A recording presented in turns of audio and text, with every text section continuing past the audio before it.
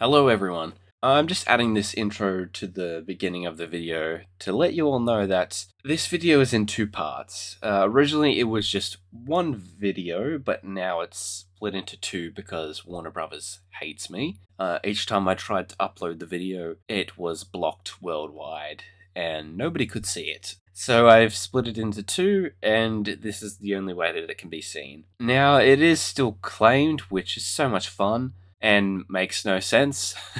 So I will try to dispute that because this video does fall under fair use, but going by the fact that the last video that was claimed by Warner Brothers I did dispute and it was rejected on all fronts, I can't see it going any further than that. So yeah, all my hard work, all the research that you see that I did for this video just gone to waste. So that's fun. But anyways, that's about it. Please enjoy the video and please come back for part 2. Well, here's a clue. Purple is a fall color. It's the middle of May.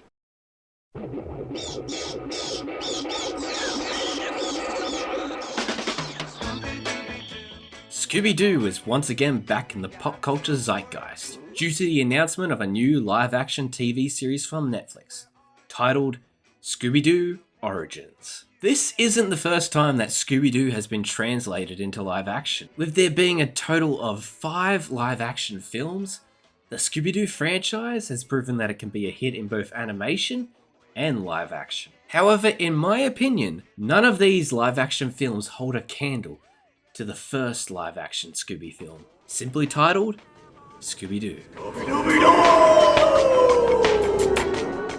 Scooby-Doo, or Scooby-Doo 2002 as fans call it, sought to bring Scooby and the gang to the modern day and introduce them to a whole new generation of fans. The film was initially written by Agents of S.H.I.E.L.D. writer Craig Tearley before being rewritten by James Gunn. Yes, that James Gunn.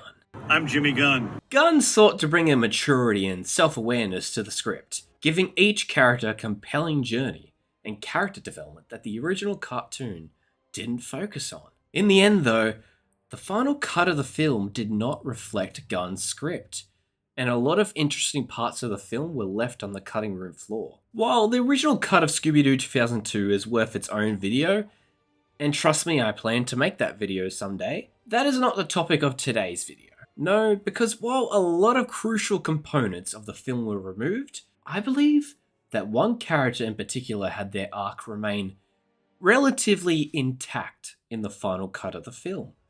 An arc that led this character on a journey, going from being perceived as a failure to being perceived as a hero. That character being Daphne Blake, played by Sarah Michelle Gellar. Now, to get to the bottom of this mystery behind Daphne's arc, I thought, what would Mystery Inc. do? And that is, of course, split up and look for clues. And oh boy, did I find some clues. I rewatched both films multiple times. I bought the film's official novelization and official scrapbook and read through them both multiple times. Watched all of the publicly available deleted scenes, watched all of the special features that are available on the film's DVD and Blu-ray releases, which includes the making of featurette, filmmaker commentary, and cast commentary. Watched and listened to interviews with the cast, and even read the film's shooting script. And I also rode the Scooby-Doo Spooky Coaster. Okay, that last one was actually just for me because the ride has been down for so long, and I really wanted to go on it again. But, you know, it still counts, right? With all these clues in place, I believe I can solve this mystery. But before we start solving the mystery, I highly suggest you watch or rewatch both of the original Scooby-Doo live-action films and come to your own conclusions about the character of Daphne. There's also one clue I found in my research that I think is very important to talk about first. And that clue is, apparently if you drop a like on this video and subscribe to the channel, you get a free Scooby snack. Which I found was pretty weird, but hey, I don't make the rules, so you're better off doing it. Alright, with all that preamble out of the way, let's solve this mystery, gang. We are first introduced to the character of Daphne Blake, in the beginning of the film. She's the first member of Mystery Inc. that is shown on screen. We meet Mystery Inc. in the middle of the case of the lunar ghost, with Daphne being held captive by said ghost. In this scene, Daphne is portrayed as helpless, unable to break free from the ghost, and constantly calling out for help from Fred and Velma. Fred! Velma! Like, hurry it up, please! In typical Scooby-Doo fashion, the plan to trap the ghost goes awry, but the gang pulls through and the ghost is defeated. Following the typical Scooby-Doo unmasking, the gang have a debrief outside in front of the Mystery Machine, with Fred, Velma and Daphne airing out their grievances with each other, with Fred's words seemingly hurting Daphne the most. Daph, look, it's not our fault you always get kidnapped. I do not always get kidnapped. Can't believe you'd say that to me. The idea of Daphne constantly getting kidnapped and always being a damsel in distress stems back to the character's creation. Daphne Blake was created in 1969 for Scooby-Doo Where Are You? By Joe Ruby and Ken Spears, with the character's look designed by Iwo Takamoto. Each character was created with a gimmick in mind, gimmicks that have stuck with them to this day. Daphne's gimmick was that she would always get into trouble and get kidnapped. They all had a shtick. Daphne, she was a bad luck, danger-prone Daphne, where she would do something in a bad, something would fall and break just when it shouldn't, and the ghost would hear. Which would lead to the characters giving her the nickname Danger-Prone Daphne. Wouldn't you know it? Danger-prone Daphne fell into a mine shaft. Daphne, the lights! We'll lose him in the dark. Oh no! Danger-prone Daphne turned on the power saw! Her other traits included an extreme love for fashion and her own image, which Iwo Takamoto intentionally worked into her original design. And the S-curves for Daphne, who is supposed, who is sort of narcissistic in her feelings about style and etc. Over the years, Daphne would be kidnapped over and over and over again, until the gimmick kind of became stale.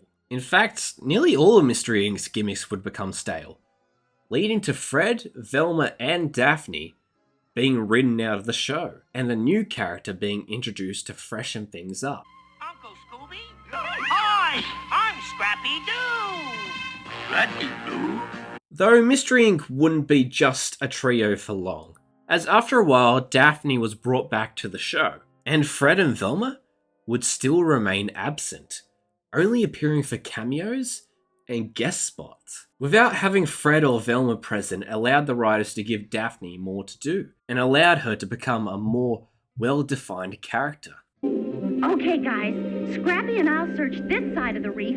Shaggy, you and Scooby take the other side. The other side? She became fearless and a risk taker. Two very good reasons to leave here immediately! Sorry guys, but not until we figure out this so-called curse. And while she occasionally still got captured, she wasn't looked down upon for it by Shaggy, Scooby or Scrappy. It really was a brilliant way to change up the formula, by focusing on the two cowards and the damsel in distress, and how they managed to save the day.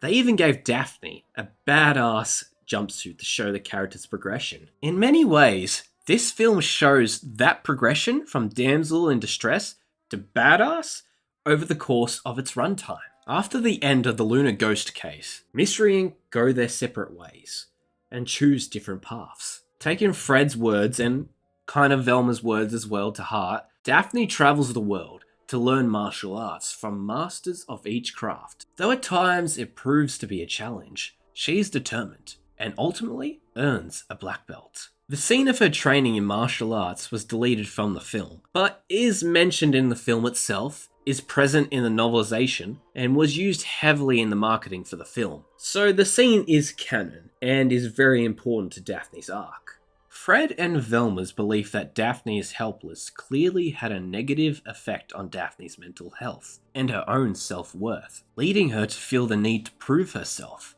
and make herself into a better version of herself in the eyes of others, especially in the eyes of those she once considered friends. She can't stand being perceived as helpless, so she feels the need to change herself to suit others. After 2 years of training, Daphne is invited to solve a mystery on a theme park / resort island called Spooky Island. And seeing this as a chance to prove herself as capable and valuable to her former friends, she eagerly accepts.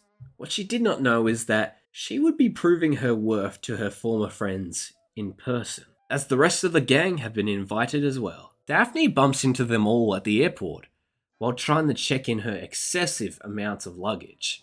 What do you mean I can't have 7 carry-on bags? That is so economy. Keeping in line with the original series, Daphne comes from a wealthy family, which might be part of the reason why she has issues with how people perceive her, and her struggles with her own image. In the original series, Daphne's father financed Mystery Inc.'s early adventures.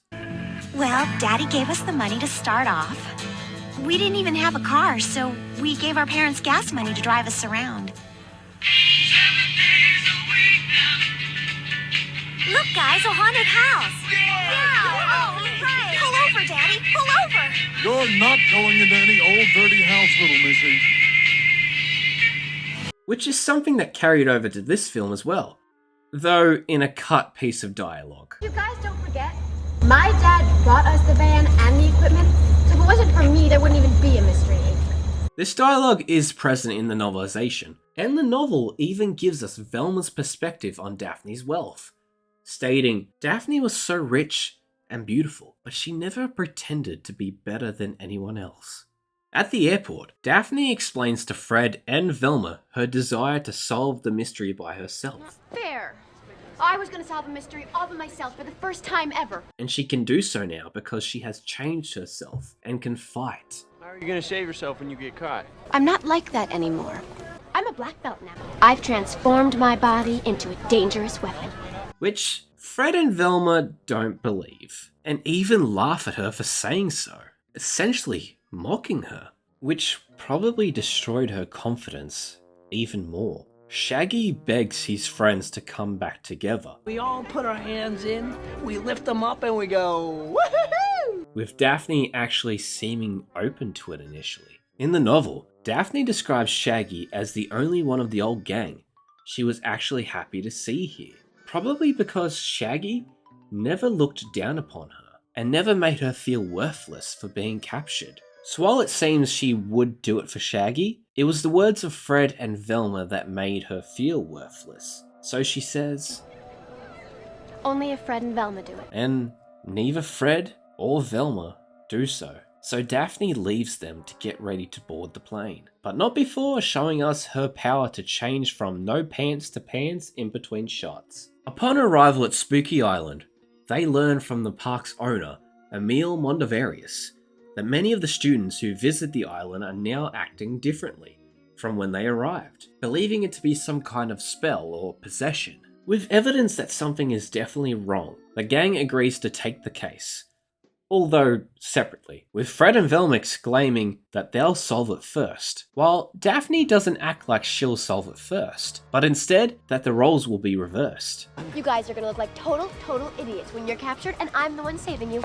Over the next day or so, all members of Mystery Inc. search the island for clues, with Daphne following a suspect who she thinks has information. Following him to his home, the suspect is revealed to be a voodoo maestro and is very knowledgeable about Spooky Island. He tells her to leave the island and to stay away from the Spooky Island castle. And Daphne responds with the best dialogue ever written by a screenwriter. I would play it for you, but Warner Brothers already hates me, so no. Determined to investigate the castle, but also realizing she can't do it alone, Daphne recruits Shaggy and Scooby to help her. When inside the castle, they find that Fred and Velma are there to investigate the castle as well, with Fred once again implying that it'll be too dangerous for Daphne. Might be dangerous for you. The gang splits up to search the castle like the old days, when the ride is activated and becomes a death trap. Daphne becomes stuck on a ride car and is unable to get loose due to her dress being lodged into a joint. She becomes afraid for her life and tries to reassure herself. I'm not helpless. I'm not helpless. But then the fear sinks in. I am helpless. I'm gonna die. Oh! But thanks to Fred and Velma, the ride is deactivated and Daphne narrowly escapes death. With the ride now stopped, Daphne is able to free herself and finds a secret passageway to a secret chamber. There, Daphne finds perhaps the greatest clue of all, an ancient artifact called the Daemon Riders. Realizing that this device could be the key to the mystery, Daphne takes it and narrowly escapes capture when it sets off a booby trap. With their foes closing in, the gang disguise themselves as the ride's mannequins, with Daphne taking on the role that she despised, the damsel in distress. It works and the gang are able to get away, compare notes on the clues that they've found, and hatch a plan to help solve the case. With the team once again working together, it seems like Mystery Inc. might be back. Well, not entirely. As Daphne goes to do research, Fred comes to her hotel room and suggests, since they have adjoining rooms, that he should spend the night in her room so he can protect her from any possessed or brainwashed individuals. This annoys Daphne. After everything she's done to prove that she's different now, including finding the best clue of all, he still sees her as helpless. In his world, he'll always be a knight in shining armor, and she'll always be the beautiful damsel that he'll need to rescue. The novelization also reveals that Fred and Daphne had dated and broken up prior to the events of the film, with Daphne hinting that she broke up with him because he slept with all of his female fans.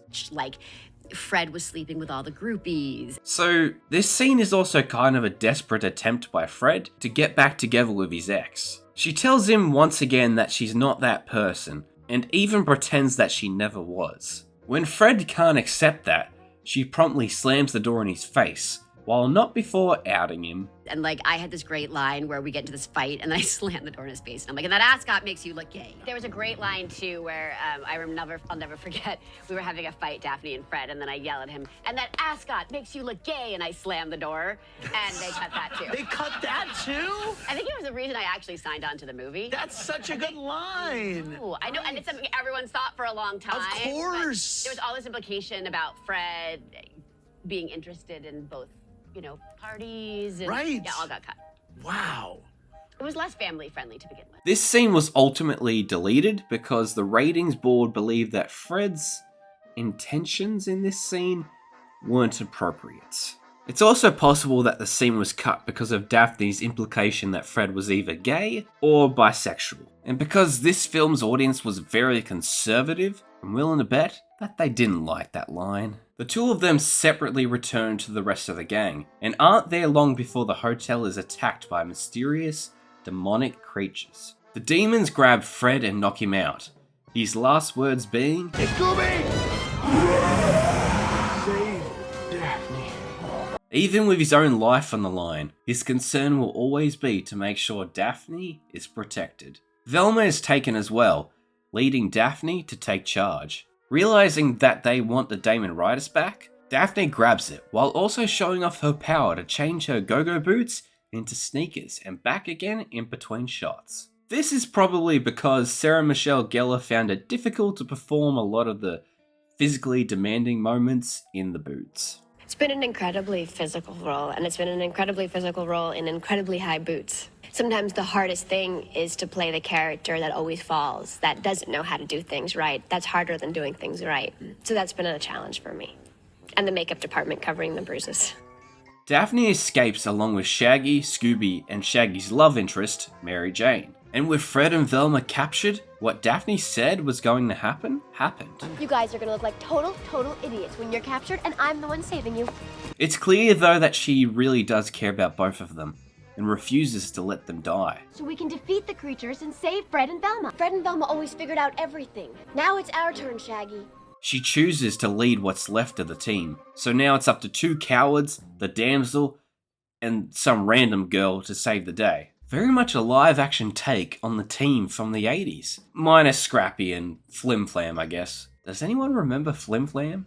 But when the demon's trail runs cold, they decide that they have no choice but to camp out and wait for help to arrive, which it never does. During the night, Daphne changed from her dress, go-go boots, and purse to a beach outfit, sandals, and a new bag. I assumed that maybe this outfit, shoes and bag were inside her purse from before, because it's made clear that they didn't return to the hotel, and her dress and boots can be seen in her bag, so she definitely didn't get changed in a hotel room. I hope she found somewhere with privacy to get changed. Why did she need to get changed? Well, their lives might be in danger, but at least she's beach ready. When they awake, they find the island to be like nothing ever happened, and everyone acting strange. Taking charge as leader, Daphne decides that they should split up, as she believes it will be a better way to find Fred and Velma. It seems to me, though, that Daphne herself is unsure of this plan, and only does so because she believes it's what Fred would do.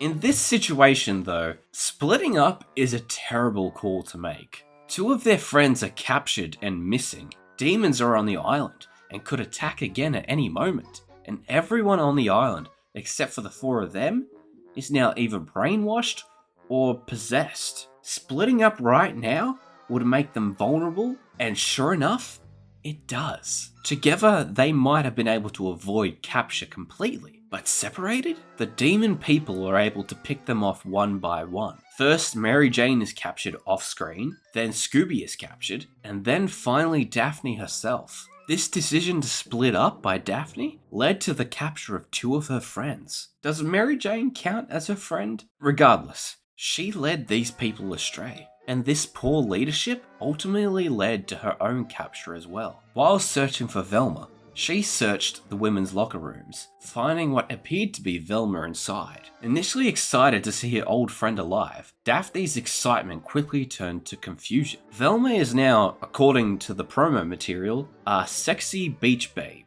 and is definitely acting out of character. Curious as to why Velma is acting so differently, how she is alive, and how she got away from the demons, Daphne starts with one simple question. What about the creatures? Hold up. The mention of these creatures stops Velma in her place. She turns to Daphne and slowly moves toward her. No longer a party girl, but a serious one, suggesting she does remember something about the creatures. Daphne's confusion turns to fear as someone she once considered her friend moves toward her in such an intimidating manner. Velma tells her about the demon's scream, which Daphne questions. So Velma decides to give her a demonstration. Kind of like... Proving to Daphne that this is not Velma, it is a demon wearing Velma's skin, and that her friend is still missing. Daphne escapes the bikini-clad demon women, only to fall into the arms of Zarkos, the evil wrestler and the right-hand man of the film's villain. With no time to react, Zarkos restrains Daphne, and ultimately, she falls back into her role as a damsel in distress.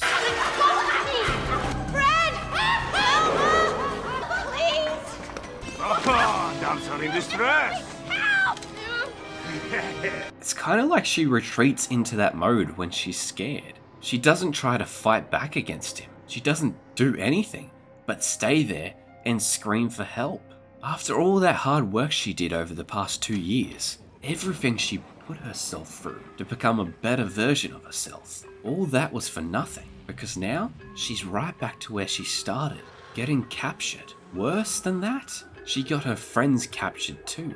Now the villains once again have the Damon Riders, the key to their plan to take over the world. The locker room scene is perhaps the second most famous deleted scene from the film, second only to...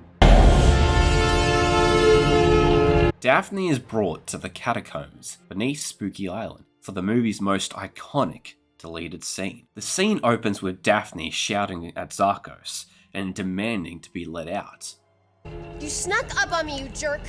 Let me out! With the shooting script having an additional line where she calls for a redo of their fight. Zarkos does not respond. Instead, he operates a mechanical pincer, moving it slowly and menacingly towards Daphne, while she struggles to break free of her shackles. As the pincer hovers directly in front of her, its targeting light moves down her face and toward her chest, where it has found its target. You can actually see the expression on Daphne's face change as the light moves down her face, as a look of pure terror washes over her face, and she realizes that this could be the end. As she says, This can't be good.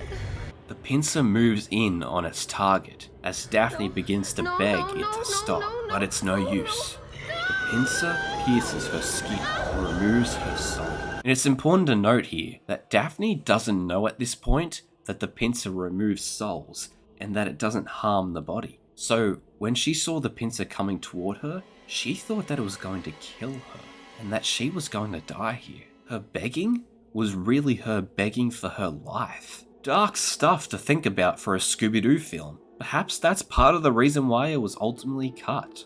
In fact, the reason we took it out of the movie was that it was a little too intense for the younger viewers and kind of scary, honestly. Daphne is played by Emmy Award-winning actress and horror icon Sarah Michelle Gellar. Gellar is beloved in multiple fandoms, but is most known for her playing the titular character on Buffy the Vampire Slayer. Buffy obviously is a trained fighter, but Buffy is an incredibly emotional human being, and sometimes that can get the best of her. And where Daphne finds her strength in those situations. I shot Scooby-Doo 1 at the same time as I was shooting Buffy. They were both Warners. Buffy shot in LA and Scooby shot in Australia. And so I flew every 2 weeks back and forth from Australia. So season 5, I came back and shot Buffy's big death. Spoiler alert, she dies. End of season 5. And the end of season 1. But I was shooting that whole sequence while traveling back and forth from Australia. Gellar brings an immense level of heart and passion to each role. And when she takes on a role that is an adaptation, she always approaches it with a love and respect for the source material. Scooby-Doo, the cartoon. Did you grow up watching it? Absolutely. In America, it's on just constantly. I mean, we have Scooby-Doo on Cartoon Network and the Toon Network and Toonam. I mean, there's so many channels, but it's on everywhere. I think that it was one of the first cartoons where the characters were so relatable. They were people that you knew. It offered so much more than every other cartoon. It was so ahead of its time. It had a story. They worked hard to figure it out, and it wasn't gender specific. It wasn't a boys cartoon or a girls cartoon or any of those things. It was a talking dog. While at the same time, making the role her own. In my opinion, this scene is one of the best performances of her entire career. Sarah did a terrific job here, sort of being creepy but keeping it light at the same time. Very tricky to try and accomplish this without it seeming like a violation, and I think that they did a nice job doing that. She plays so many emotions in one small scene, going from overconfidence with a bit of anger to pure fear. You can even hear the fear in her voice as it starts to tremble. No. She also has to play 3 different versions of those who are inside of Daphne's body. First, Daphne herself, then an emotionless demon, and also a lifeless husk of a body with no soul inside. It's really disappointing that one of Sarah's greatest performances was cut from the final film. But thankfully, since it was released on the DVD, everyone has seen this scene, and it's very much treated as being part of the actual film, which is incredible. With no soul inside it, Daphne's body goes limp and becomes an empty vessel for whoever or whatever may want to use it. Now out of her body, Daphne sees herself how everyone else saw her, helpless. She still keeps up her overconfident persona, even as just a protoplasmic head, demanding to be put back in her body. Hey, put back my spirit thingy. You're a jerk. Capital J-E. Zarkos deposits her into a vat of souls. The vat that contains the souls of everyone who has been replaced, including Fred, Velma, and Mary Jane. While imprisoned in the vat, Daphne's body is taken over by one of the demons. Remember when Daphne said earlier in the film, I've transformed my body into a dangerous weapon. Well, it's true that her body is now a dangerous weapon, but the body is now someone else's weapon to use. Scrappy's gonna help you. Scooby-Doo Show is gonna help you. And Daphne too.